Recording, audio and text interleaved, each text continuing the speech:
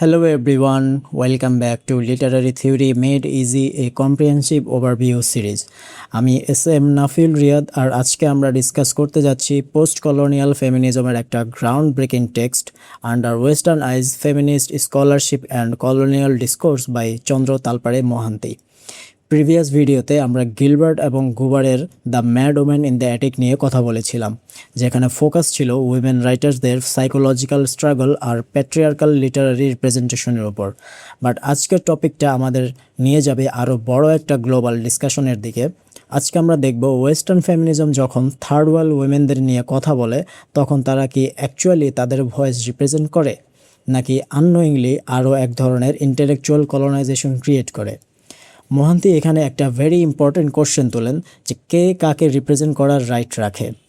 এই ভিডিওতে আমরা ডিসকাস করব discursive colonisation, the idea of the third world women, ethnocentric universalism, representation politics আর ট্রু গ্লোবাল সিস্টারহুড আসলে কিভাবে পসিবল হতে পারে। সো যদি তুমি বুঝতে চাও যে ফেমিনিজম, কলোনিয়ালিজম আর পাওয়ারের রিলেশনশিপ কিভাবে কাজ করে, তাহলে আজকের ডিসকাশনটা তোমার জন্য অনেক ইম্পর্টেন্ট হবে। So without wasting any more time, let's dive into Chandra Talpade মোহান্তি's under western eyes. Mohanty begins by expanding the idea of colonization. According to her, colonization is not only military or economic domination, it can also happen through language, theory and representation. এই কনসেপ্টকে তিনি বলেছেন discursive colonisation. এর মানে হলো powerful group অন্যদের নিয়ে এমন একটা ন্যারেটিভ ক্রিয়েট করে যেখানে অপ্রেসড পিপলদের নিজেদের ভয়েস হারিয়ে যায়। ওয়েস্টার্ন ফেমিনিস্ট স্কলাররা অনেক সময় থার্ড ওয়ার্ল্ড উইমেনদের নিয়ে এমনভাবে লেখা লেখেন যেন তারা সবাই সেম এক্সপিরিয়েন্সের মধ্যে দিয়ে যাচ্ছে। এই প্রসেসটা ডাইভার্সিটিকে ইরেজ করে দেয়। মোহান্তি এটাকে বলেছেন suppression of heterogeneity. In other words, the problem is not just political control but also the power to define who others are. Whoever controls knowledge often controls identity too. তাই মোহান্তির মেইন কনসার্ন হলো who gets the right to speak for whom. The central argument of Mohanty's essay is that Western feminism often creates a single image called the third world woman. মানে আফ্রিকার একজন rural women, বাংলাদেশের একজন garments worker, ইন্ডিয়ার একজন university student কিংবা middle ইস্টের একজন রিলিজিয়াস উইমেন সবাইকে এক ক্যাটাগরিতে ফেলা হয়। ওয়েস্টার্ন স্কলারশিপরা অনেক সময় ধরে নেয় যে নন ওয়েস্টার্ন উইমেনরা হচ্ছে poor, oppressed, tradition bound, religiously controlled and powerless. This creates a monolithic identity, a simplified stereotype that erase real difference among women. Mohanty বলেন যে উইমেনদের experience always class, race, religion, nation, economy আর পলিটিক্সের সাথে কানেক্টেড। তার মানে সব উইমেনদের স্ট্রাগল সেম হতে পারে না। Mohanty identifies three problematic assumptions in Western feminist scholarship. The first one is the idea that all women form a universal group with common interests. এটাকে অনেক সময় ইউনিভার্সাল সিস্টারহুড বলা হয়। এটা শুনতে ভালো লাগলেও মোহান্তি বলেন যে রিয়েলিটিতে এটা ওভার সিম্পলিফাইড।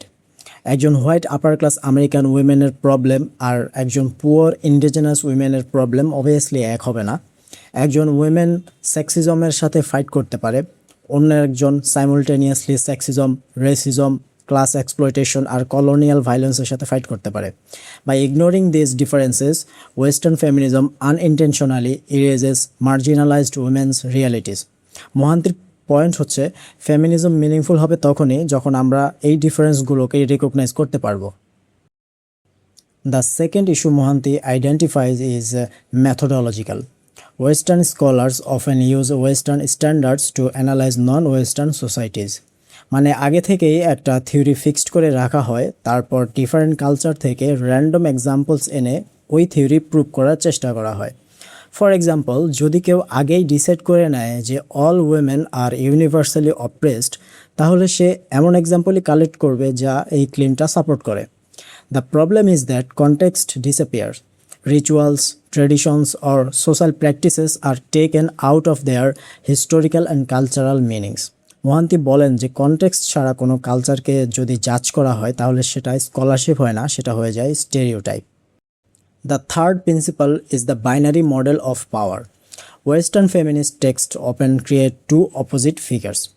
একদিক থেকে লিবারেটেড ওয়েস্টার্ন উইমেনরা এডুকেটেড, মডার্ন আর ইন্ডিপেন্ডেন্ট, এবং অন্য দিক থেকে অপ্রেসড থার্ড ওয়ার্ল্ড উইমেনদের পুয়ার, ট্রেডিশনাল এবং সাইলেন্ট দেখানো হয়। এই বাইনারিটা খুবই ডেঞ্জারাস বিকজ এটা ওয়েস্টার্ন ফেমিনিজমকে সুপেরিয়র পজিশনে নিয়ে যায়। It creates a saviour mentality where western women become rescuers and non western women becomes the helpless victim. Mohanty বলেন যে এই মাইন্ডসেটটাই অ্যাকচুয়ালি কলোনিয়াল মেন্টালিটির continuation. Mohanty then discusses specific ways Western scholars reduce non-Western women's realities. First, womenকে শুধু ভায়োলেন্সের victim হিসেবে portray করা হয়। Fern হোস্কেনের মতো রাইটার্সরা আফ্রিকান উইমেনদের এক্সপেরিয়েন্স এক্সপ্লেন করতে গিয়ে সামটাইমস পুরো কালচারকে বারবারি হিসেবে প্রেজেন্ট করেন। মোহান্তি ভায়োলেন্স ডিনাই করেন না, ঠিক আছে, বাট তিনি বলেন যে ভায়োলেন্সের সোশ্যাল, পলিটিক্যাল, হিস্টোরিক্যাল কনটেক্সটও অ্যানালাইজ করতে হবে।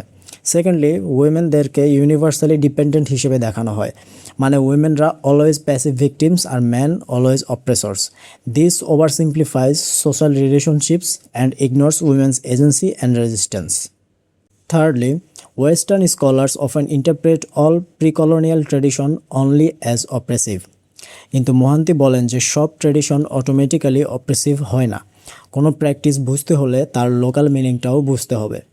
ফোর্থ, মুসলিম অ্যান্ড আরব উইমেনদেরকে ফ্রিকুয়েন্টলি ফ্যামিলি বাউন্ড ভিকটিম হিসেবে রিপ্রেজেন্ট করা হয়। জুলিয়েট মিনকেসের মতো স্কলার্স অনেক সময় অ্যাজিউম করেন যে মুসলিম উইমেনরা শুধু ওয়াইফ, মাদার বা সিস্টার আইডেন্টিটির মধ্যে confined. Mohanty argues that this ignores differences in class, education, politics, and local agency among women in Islamic society. The fifth reductionist approach is the economic reductionism.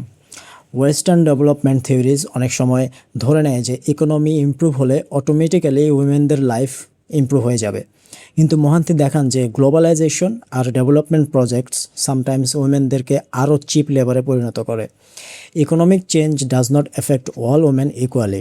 Class এবং social position অনেক বড় matter কাজ করে, তাই development ওয়ার্ডটা সবসময় লিবারেশনের synonym হয় না। One of Mohanty's most important distinctions is between women and women. Capital W দিয়ে উইমেন মানে হলো একটা অ্যাবস্ট্রাক্ট ইমেজ যেটা ওয়েস্টার্ন ডিসকোর্স ক্রিয়েট করছে। এই উইমেন ইউজুয়ালি অপ্রেসড, পাওয়ারলেস আর tradition bound. But lower case women মানে হলো রিয়েল উইমেন যাদের life, history, culture, struggle completely different. Mohanty argues that scholarship often prefers the abstract woman because stereotypes are easier to control than real complexity. Mohanty calls this constructed stereotype the third world difference. এই কনসেপ্টের মাধ্যমে নন western উইমেনদেরকে permanently backward হিসেবে present করা হয়। Average third world উইমেনদেরকে দেখানো হয় যে তারা poor, ignorant, oppressed, religiously controlled, politically unconscious.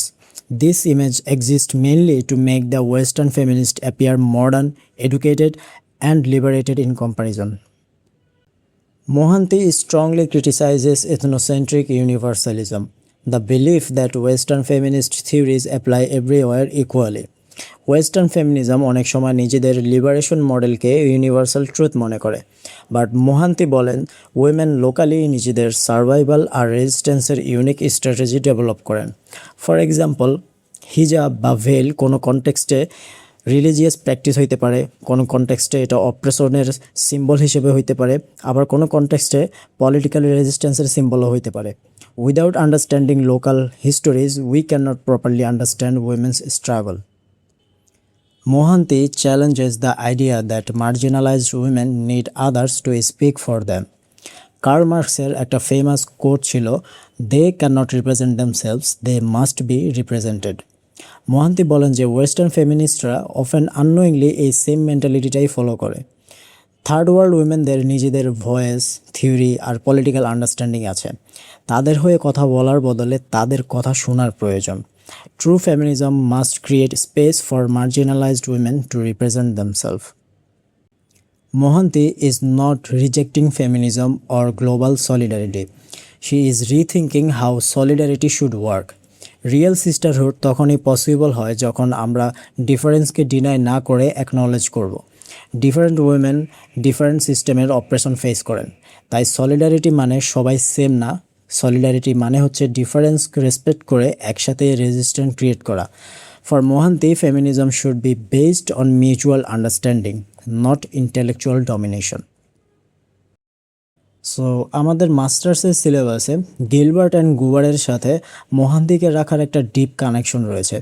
Gilbert and Gubar discuss করেছিলেন উইমেন রাইটার্সদের psychological imprisonment madwoman in the অ্যাটিকের মধ্যে, আর মোহান্তি দেখাচ্ছেন যে গ্লোবাল পলিটিক্যাল লেভেলে কিভাবে থার্ড ওয়ার্ল্ড উইমেনদেরকে রিপ্রেজেন্ট করা হয়।